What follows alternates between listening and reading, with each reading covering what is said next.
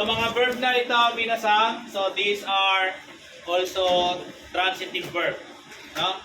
So pwede natin siyang gamitin sa pattern na ganito. Yung lesson 6 pattern. Noun, wa, object, o verb. Okay? So minasang, kirimas is for cut. Ano ang pwedeng putulin natin? Okay, hi. O, try natin. Sakana.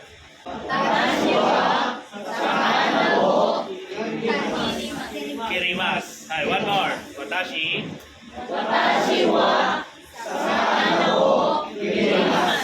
Okay, ano ang pwedeng ipadala?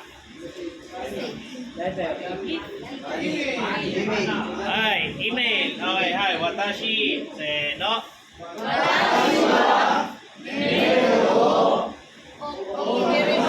Okurimas.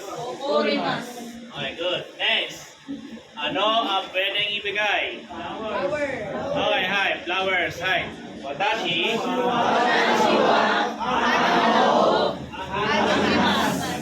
Hi, receive. Ano ang pwedeng matanggap? O, regalo. Ano yung regalo dyan? Okay, hi. Presento. Hi. No?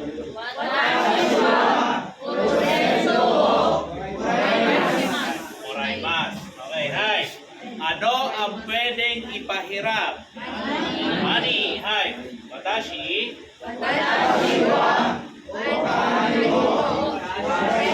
Ay, watashi wa okane o kashimasu. Ako ay magpapahiram. Ano naman ang pwede mong hiramin? Money pa rin. Hi. Ibahin natin. Let's say libro. Hi. No?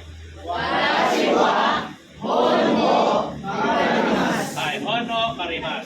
Ano ang pwedeng ituro? Hi. Nihongo. Hi. Nihongo. Watashi. Ano naman ang pwedeng matutunan? Let's say hiragana. Okay, hi. Let's say hiragana.